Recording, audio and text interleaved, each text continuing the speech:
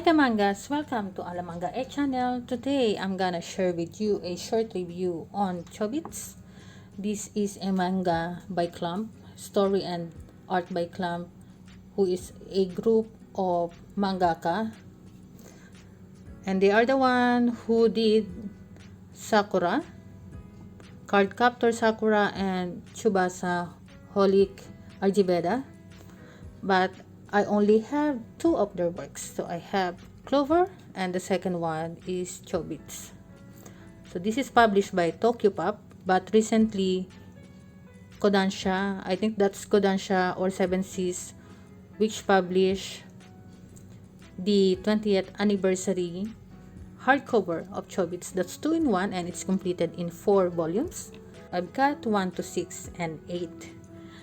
Volume number 7 is not here, it's in my home country, and I'm glad that I've got the singles and I have completed collecting this. So this manga is about Chi and Hideki.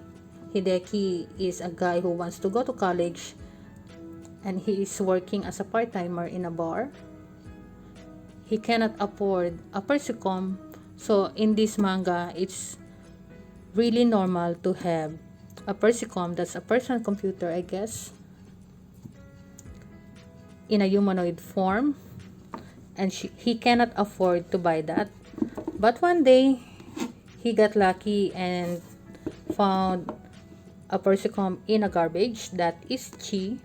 He named it as Chi because the first word that comes to her mouth is Chi, and he doesn't know that much about computers and new technology. That's why he asked a help from his friend Shimbo, and Shimbo has a persicom. It's a mini persicom and her name is Plum. So what I like about this edition is that they have this back cover with the information of each character. So volume 1 has the character information of Chi, and then in volume number 2, that's our main character Hideki. That's the information of Plum, a very cute persicom of Shimbo. And then there is another small persicom. This is Kotoko, a persicom of a genius guy that kidnapped Chi. And then here that's Minoru, who is a young genius, and he is the one whom Hideki asks help because he cannot find the model or any information about Chi. And then here, that's Yumi Homura, the kohai of Hideki. So she's working in the same bar or cafe as Hideki, and it reveals that she's connected to one of the other characters where Chi work as a part-timer. So I don't have volume number 7, but here we've got volume number 8, and that's Zima and Dita, who are government persicoms. So they are the one who's monitoring Chi, because Chi is a special persicom, and it was revealed that she's a Chobits, a legendary persicom who can control other persicoms. For me, Clamp did a great job on this manga. So as you know, I have Clover.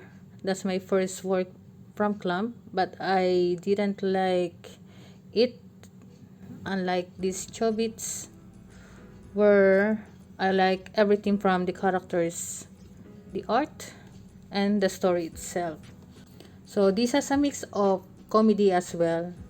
So the first part of this is more on Hideki's life. The story is very light, and the flow of the story is not heavy. And then as the story goes on, the story becomes heavy. And what I like about this, I think, is the mystery behind Chi, because they didn't know anything about Chi. Even Chi doesn't know about her past. So I keep on flipping the pages because I want to know the background of Chi and what will happen in the relationship. One of them is a human and the other is a humanoid. And actually, Chi has a sister. I think her name is Freya. And both of them wishes that Chi will find the only one for her. So you might find this story weird, as I have mentioned, because of the relationship, because there is some romantic relationships between a human and a humanoid. One of the characters even marries a persecom. That's why fell in love again with a human.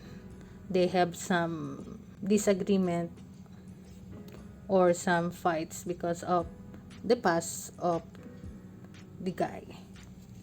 So this is Chobits, and I highly recommend this manga to everyone. If you want a sci-fi with romance and a weird story, good art, story, and characters, please get this manga and read it. I'm not sure if there is an anime. I believe there is an anime of this. This is a popular manga, I guess, but I never watched the anime. I only have the manga. I read the manga, and I'm planning to continue collecting and reading Clump's work. I remembered watching Cardcaptor Sakura and Tsubasa when I was in elementary and high school. So maybe I'll try to get that. Or maybe I'll get their other works like Holic, Argibeda, and X. If you have any recommendation on any of the Clump work that you think I might like, please write it in the comment section down below. All I can say about this manga, a highly recommended one from me. This is Chobits, and thanks everyone for watching this video. If you haven't subscribed yet to my channel, please click subscribe button and notification bell to receive notifications on my upcoming videos. Thanks again everyone, and see you on my next video. Goodbye.